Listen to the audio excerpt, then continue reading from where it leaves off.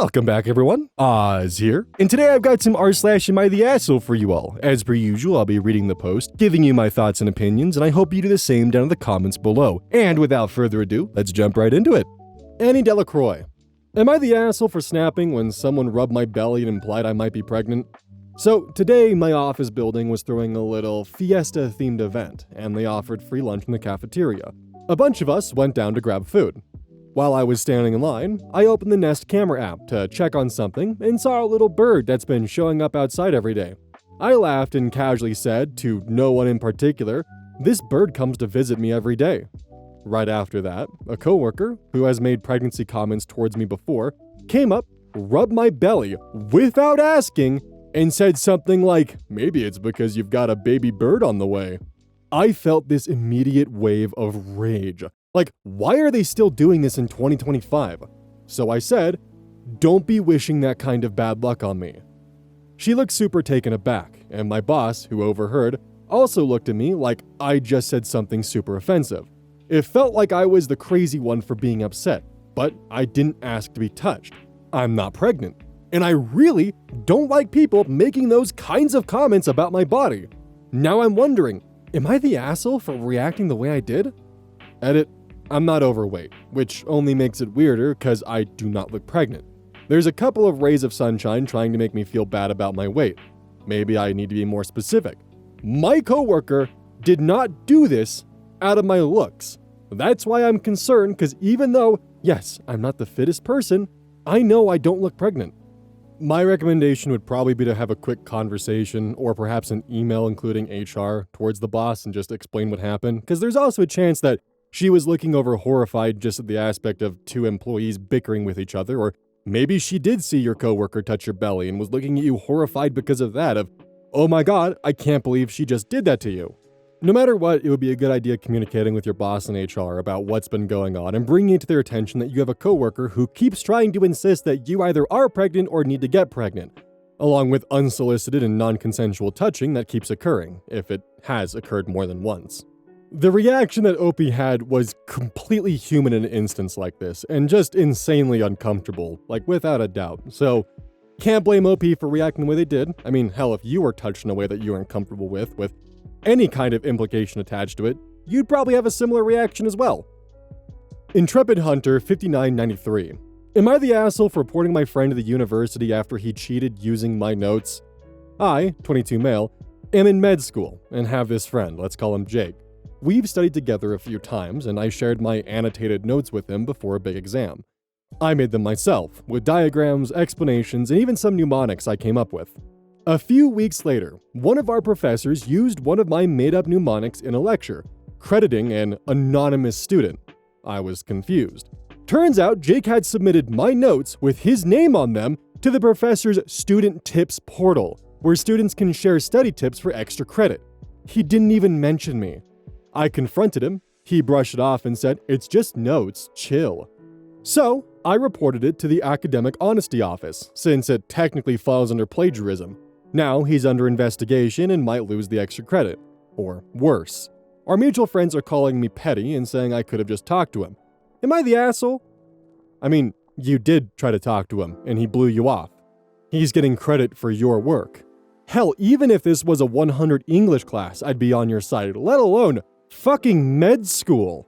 If he's willing to take credit and pretty much just toss you under the bus for a few extra credit points and submit your notes as his, makes you wonder what else is he willing to do for that. And that's the kind of question you really should not be asking, especially when you're going through med school. He fucked around, he committed plagiarism in university, which every class at orientation will Phineas Gage this shit into your head, that plagiarism is not tolerated and not acceptable. He chose, yeah, I'm gonna take that risk and submit someone else's notes for extra credit. It counts towards the class. It's plagiarism. He's getting credit for it. He should have known the risks. He fucked around. Now it's time for him to find out. Posted by user obviously traumatized. Am I the asshole for playing a voice recording to prove to my friend her daughter isn't nonverbal? So I, 30 female, have a friend, 34 female, that has a nonverbal daughter, 3 female. Let's call her Allie. I watch her 4 days out of the week in my in-home daycare. I require contracts for every child and she never filled out the special needs section. And at no point when she asked me to take Allie did she mention any type of speech delay or non-speaking issue. Although Allie didn't speak much at first, I figured she was shy, she communicated her needs to me very well and said small things to me frequently. Last month I was in the bathroom. I keep the door barely cracked with a wedge so I can listen for any dangers and they can't walk in on me or see me. She walked by and said, "Ew, you stinky." I laughed and told her mom at pickup what she said, and I was met with, "She isn't verbal, why would you mock her?" I reassured her that Allie has spoken to me quite a few times, and I thought that it was a huge milestone from when she first arrived and was barely saying anything. She told me she didn't believe me, and that it was messed up that I would make up something like that to upset her. I told her that I wasn't trying to upset her, but I wasn't lying either. I didn't press the issue further. Here's where I might be the asshole. I decided to record Allie, a voice recording, not her face, telling me her name and what her favorite animal is. As a note, I had full intention of showing mom the recording, but I was scared at first because of her blow up at me and I didn't know how she would react. After a few short pickups and drop-offs, she told me it was water under the bridge and that she didn't want to talk about it anymore. She even insisted that I went to the birthday party. After that, I was just happy Allie could continue, and I ended up forgetting I had the recording at all. Fast forward to Friday, about a month later. She had a birthday party for her other child. At the party, I was socializing with other family members. Honestly, I'm a total dumbass for forgetting that her family fully thought that she was nonverbal. I mentioned the funny things Allie had said to me while they were reading an animal book. Turns out, the person I was talking to was her sister, and she started yelling at me saying, "She's nonverbal! Why are you lying?"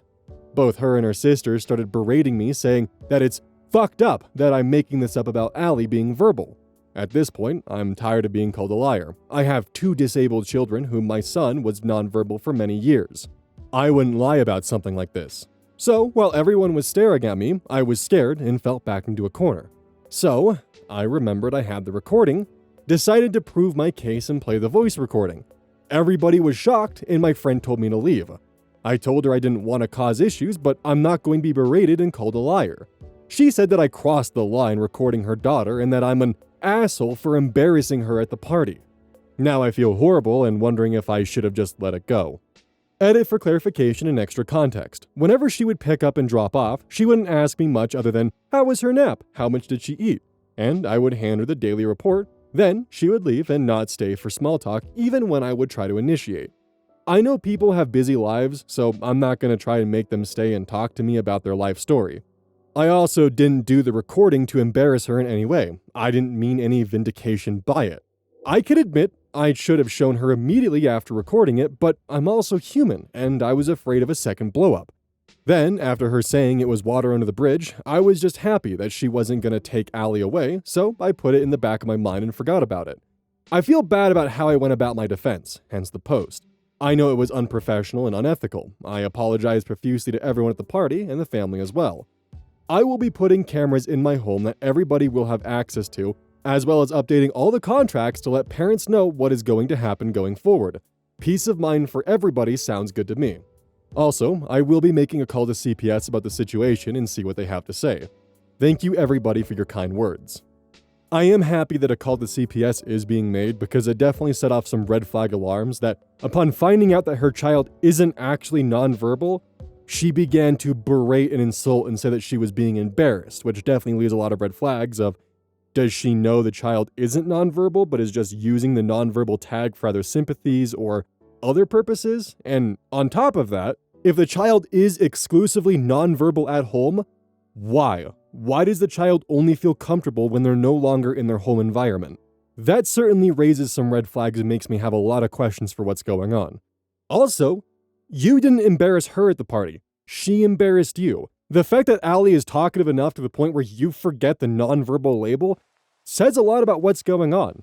And I can definitely understand where there might be some red flags raised about recording the child, but you only did it for a voice recording. It was only going to be for the mother to prove that she is actually verbal, and you didn't plan on posting it anywhere online. So the recording was, if anything, more for your safety and security and proving your innocence that you weren't lying, so I can understand why you would make that decision.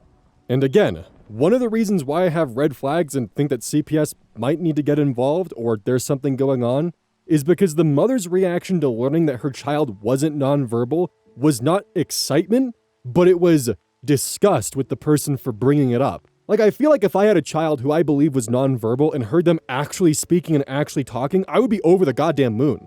Like, this is a completely bizarre and definitely concerning reaction for the mother to have, right? Ava and Logan. Am I the asshole for refusing to give money to my brother to save his daughter? I refused to give $100,000 to my brother to fund his legal custody battle. Am I the asshole for this? Buddy, that was not the title to use for this. My brother called out of the blue one day. We've been living in different countries for many years and we're often not in touch. He has been going through divorce and custody battle for a long time. The divorce is really ugly. Both he and his ex-wife are extremely similar, being stubborn, argumentative, and always right. They are both ex-army. So, my brother asks for $100,000. Specifically, it's for the newest set of lawyers, quote, to conduct a last all-out custody battle. He explains it like a military strategy and explains it's a last stand about showing strength. According to his new lawyers, it is completely unwinnable, not recommended, a waste of time, and he's better off accepting the hard truth and saving the money. I personally agree with the lawyers based on what I was told about my brother. Yet, he insists. It's the only thing left to do. He also said there's no way he could pay it back. My view was, if it's life or death, then yes. But it's not, and would only hurt everyone making this last stand. OP's logic is 100% in the right direction here, without a doubt. If he's getting information from his attorneys that this is unwinnable, and he's wanting to just casually drop $100,000 of not his money but his brother's to have some kind of big legal last stand, he's just wanting to use money to stall the courts. Like, that's my only interpretation on this, and it doesn't matter because it's not his money, and he's giving one final stand to show his strength. Not to mention, also, I don't know how it would feel funding a custody battle when the lawyers and attorneys are saying, like, buddy, you got no shot. Like, what is going on in the custody battle to make it so he has no shot? Like, what kind of information was presented to potentially give the brother absolutely no chance at custody? And if I'm not given this information, I would not feel comfortable even giving a penny towards a custody battle that could potentially be putting, like, my nieces and nephews into some kind of dangerous situation. We also know that OP's entire view of this is only by the brother. But even with what the brother is feeding to OP, which we can only assume puts the brother in the most favorable light possible, OP still walked away with the general feeling of, I personally agree with the lawyers based on what I was told by my brother. Also, the 100% nail in the coffin is him admitting there is no intention for him to pay it back. Perfect Effect 9213. Am I the asshole for telling my sister I won't be her maid of honor because she didn't come to my wedding due to her dog dying? This is a throwaway as friends know my main. So I, 28 female, got married last year. It was a small but beautiful ceremony with our closest family and friends. My older sister, 32 female, and I have always had a complicated relationship. We're close, but she's also extremely emotional and kind of dramatic. She was supposed to be my maid of honor. 2 days before my wedding, her 14-year-old dog passed away unexpectedly. I was obviously sympathetic, but she called me sobbing, saying she couldn't emotionally handle coming to the wedding because she was too devastated. I tried to talk her down, even offered to have someone bring her home early if it was too much, but she refused and didn't show up. It hurt. A lot. She missed one of the biggest days of my life, and I had no maid of honor. We didn't talk much after that. A few months ago, she got engaged, and just last week, asked me to be her maid of honor. I told her I couldn't. I still felt hurt she missed my wedding, and while I love her, I just couldn't pretend like everything was fine. She got extremely upset, said I was being cold and petty, and that her dog was like her child. Our parents are pressuring me to just be the bigger person. I honestly don't know anymore. Am I the asshole for saying no? I had pretty mixed opinions on this one, so I want to start with by first just reading some of the comments so you guys can maybe understand some other perspectives or see your perspective being confirmed. The first comment I want to read, which is also one of the top comments, gently, you're the asshole. I think she couldn't win really. It was only 2 days after her dog passed. She wasn't ready. Either she skips your wedding and you're mad about that, or she comes to your wedding breaks down and ends up drawing attention whether she really intends to or not. You'd probably be even madder about that. The fact of the loss sucks, and the disruptive timing sucks too. It's rough losing a beloved pet, and it's a disenfranchised loss. The reaction of too many is that it's just a dog, just a cat, etc. While it's not the same as a parent or child, it's still a significant loss, especially so soon after the fact. And it's a being, a life you are responsible for, you know? It can be a complicated grief because there's often a guilt which comes with it, rational or not. You don't just bounce back in 2 days. I think that's what she was trying to express by saying the dog was like her child. As a society, we don't tend to give people nearly enough grace for grieving the loss of a pet. For her wedding, you don't feel like you can fulfill the duties. So, don't. But, please don't let it be out of spite. I'm sorry your wedding was affected by the loss of her dog. I wish you'd resisted the impulse to make sure it impacts her wedding too.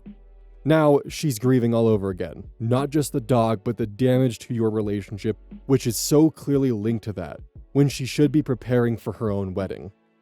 Commenter Monday 0987, not the asshole. Your relationship with your sister has been damaged. Some commenters think losing a 14-year-old dog is a justifiable reason for bailing on a sibling's wedding.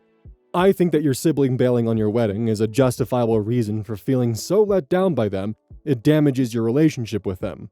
You don't have to be anyone's maid of honor if you don't want to. User Even Enthusiasm 7223. It was horrible that she had to miss your wedding, and you could have just moved one of your bridesmaids up to be your maid of honor. So that was your choice, and your feeling that she wasn't there for your biggest day is a true feeling. Now, looking at your sister's point of view, you're punishing her for her saddest day, her lowest day. Did you really want her at your wedding? If all she was going to be thinking about is her dog and not being there for you anyway? Her being sad, crying, looking horrible for pictures? Of course you're being petty. You were hurt that she, in your opinion, chose her dog over you. Or a 14-year-old long companion dies suddenly and she can't grieve because she has to smile for your wedding. Most people aren't built that way. Hers was a really bad coincidence in timing. That's why she missed your wedding. Your missing her wedding is deliberate, spiteful, vengeful, and a little messed up. Don't go hurt your sister even more because have you asked her how she feels about missing your wedding? I bet you she's upset about that too. And guess what? Every one of your anniversaries gets to remind her that her dog died. What a wonderful day for her. Don't go if you don't want to go, but don't make excuses. You're not going to be her maid of honor simply because she bailed as yours. You're the asshole. Real talk, fast walk. Not the asshole. It was very bad timing, but no one's fault. She would have been a terrible maid of honor while dealing with that initial grief. So it's probably for the best she wasn't there sobbing next to you. It sounds like she never acknowledged how much her absence hurt you though.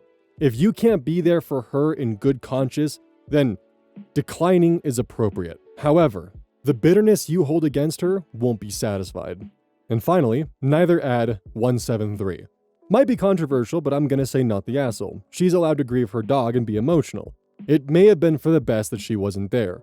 You're allowed to be hurt she wasn't at your wedding. I do think you could be kinder in the way you speak about her, but I can also imagine that comes from a place of frustration. I wanted to give a good variety because this one is an extremely complicated scenario and everyone's going to have different opinions of it. I'm personally in the boat where I do think that she's justified in not being the maid of honor at her sister's wedding, but only if it's not out of spite. I also understand why her sister wouldn't be able to go to the wedding. While some people might just be like, it's just a dog, as some commenters pointed out, it is still a loss, and grief affects everyone differently. Just because you're able to buck up and be there for your sister after the loss of a 14-year-old friend doesn't mean everyone's going to be able to. This is a situation where OP's decision is entirely their own, asshole or not. And I can't blame them for choosing either one, to either be the maid of honor or not to be. However, if they do choose to be the maid of honor, it could lead to helping them patch up that hole in their relationship and perhaps grow together as people. But that is her choice. And I also do agree that her feelings, perhaps not her reaction, but specifically the feelings towards her sister not being her maid of honor, are justified to have. Known hatred caster. Am I the asshole for swearing at my sister's boyfriend after he falsely accused me of stealing? I, 30 male, recently moved out of my dad's house into my own apartment with my friend. My dad still lives with my brother, sister, and her boyfriend, 38 male, of 5 years. I moved out amicably over a variety of reasons. I've been back to my dad's once every week to visit. This has gone pretty well. My sister and her boyfriend work third shift. It's mostly been visiting my dad and my brother. Everything was fine until last Friday. My sister's boyfriend randomly asked me if I took any silverware. My dad has been to my place and is aware I have my own. After I say no, he says the silverware's disappeared recently, and I say I didn't take it. He then says, well, the only variables are half the silverware's gone, and you moved out. I exploded. My sister's boyfriend said something to the effect of, I'm just asking questions, I'm not accusing you of anything. Which didn't stop me. In my mind, after he said what he said, it turned into an accusation and a press. I said that if he really was asking questions, he would have dropped it after my first no. He then went off about how someone must have thrown it out, and I pressed him about the accusation. My dad stepped in, explained that I was innocent, and separated us. Eventually, our screaming woke my sister up and she yelled at us to be quiet. I explained the situation and she yelled at him. Every time he tried to defend or explain himself, I yelled back, which devolved into my sister yelling at us to shut the fuck up so she can get some sleep before work. My dad politely asked me to leave. Before I left, I screamed, "You want to accuse me of fucking stealing from my own fucking family? Fuck you!" and left. My brother was outside when this popped off, so I vented to him, screaming, swearing, the whole 9 yards. Specifically, fuck that motherfucking cunt, among every name in the book. I said that I wish my sister left him when they had relationship troubles. He heard my rant. My brother tried to say that I was taking my sister's boyfriend out of context because he took back his accusation. We argued about that more civilly, and I left. After I got back to my apartment, I sent a text to my brother and my dad saying that I wouldn't be at Easter and that I wanted an apology from my sister's boyfriend. I apologized to my sister for waking her up and left it at that. My sister's boyfriend wants an apology for swearing at him. My dad and brother think this is reasonable. In their eyes, we both acted badly. 2 wrongs don't make a right, and that I wasn't justified in swearing at him. My brother doesn't think it was an accusation, and my dad thinks I'm overreacting. Because my sister's boyfriend took it back, it wasn't that bad. My sister is fighting for me, and they've been fighting ever since. I told them I wasn't going to apologize for reacting to his smears and that he crossed the line. My dad and my brother are trying to keep the peace, which I'm disappointed in. There will be no peace until he apologizes. So Reddit deemed this as everyone sucks, and I was definitely wondering why. And then we found out why. Like, if you had kept a level head, like during the entire process of him accusing you of stealing silverware, he would have 100% be the asshole because he kept pushing. But because you let your anger get the best of you and you escalated pretty fucking far, to be honest, dude. And like, don't get me wrong. Your sister's boyfriend is definitely an asshole here. The whole "I'm just asking questions" thing is bullshit. Like, we all know that's just a way to make an accusation and get away with not having any of the negative implications attached to it. In my opinion, sister's boyfriend holds a lot of the fault. The only reason why I agree with the "everyone sucks here" title is because your reaction didn't just affect the sister's boyfriend, it also affected your father, who stood up for you. It affected your brother, and it affected your sister. It just got very, very messy and feels like everything just spiraled the hell out of control. If there are any apologies to be made, I think that OP should be apologizing to his father, his sister, and his brother, and sister's boyfriend should be apologizing to OP for accusing him of stealing silverware. I do not think that OP needs to apologize to sister's brother. He accused OP of being a thief, and then when called out on it, put his hands up into the, "Whoa, just asking questions, bro, what's your deal?" That kind of shit pisses me off. Scurrilous 92. Am I the asshole for not letting my neighbors put scaffolding on my drive for 2 weeks? Hi. A couple have recently bought the house next door to use and are having improvements done to it. The house had an extension built onto their drive, meaning they now don't have a drive and have no access to their back garden. However, there is a gate that goes into my drive, but I have blocked off, as they assume that they have access and have seen multiple people on my drive without asking me first. Last week, I saw a builder knocking at my door on a doorbell camera, but I was at work. He came around 7:40 the next morning and said that they'd need to put scaffolding on my drive to have improvements done to the roof next door. I said no, and he asked why. Firstly, it's my drive. Secondly, the new neighbors should have come around and asked rather than telling the builder to do it. He said that the man moving in had butt up multiple times and tried knocking. This was a lie, as I work from home 90% of the time and can see through the doorbell camera. The couple came around the following evening and asked about it. This was the first interaction I'd had with them. However, a week prior, my partner's mom had parked outside their house to pick her and her 8-month-old daughter up. I found that a note had been put onto her windscreen saying, "Please don't block my drive." She wasn't blocking the drive, was there about 5 minutes, and was on a raised curb, which is totally legal to park on. He didn't come and say anything whilst I was there, but as soon as I went back in the house, he said something to my partner and her mom. My main issues are that they've assumed they can use my property, didn't ask themselves, and got a builder to do it. Lied about coming up and knocking on the door saying we weren't in, and now wants my drive for 2 weeks when we can't park outside their house for 5 minutes. Not blocking driveway, which had been extended. I know that through the ANLA Act that for urgent and essential repairs they can use someone's drive. However, does this apply when they've bought a house that has voluntarily blocked their drive off? Furthermore, the house was up for $270K, and they offered $266K. This is in pounds.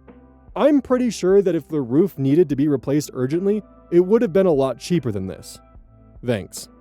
I mean, hey, maybe if they're willing to pay for your lost access to your driveway, then I'd take it. But if it was up for a day, I'd say partially the asshole. But the fact that it's 2 fucking weeks? No, that's... At that point, it enters a sacrifice that you're going to need to make for their expense when they've been nothing but kind of just shady towards you. So I can definitely understand the reservations and allowing them to use your driveway for around 2 weeks, because for all we know, that 2 weeks could turn into 3 weeks or 4 weeks, so who fucking knows? But I don't know, maybe because it's the UK, there's justifications or expectations in place that I'm not aware of. But as an American, I think that you're in the right here and not the asshole. Especially if they're not offering to give any kind of compensation for you letting them use your drive. Just hit them with a bald eagle screech and run away. That'll do it. That usually works. Hey, welcome to the outro. Don't forget this whole thing is basically brought to you by GamerSupps. If you like caffeine, then I can't recommend GamerSupps enough. Use code Oz at checkout to support the channel. And I do actually use this product. It's replaced all other sources of caffeine for me because I feel good. It doesn't have any of that extra stuff that a pre-workout blend might have. It's with a couple of the extra things to make it so you don't crash as hard. It's good. I like it. Personally, if you really want a good flavor, try the Soda Pressing Pear or even the Dragon Fruit Punch. Those two are my personal favorites right now.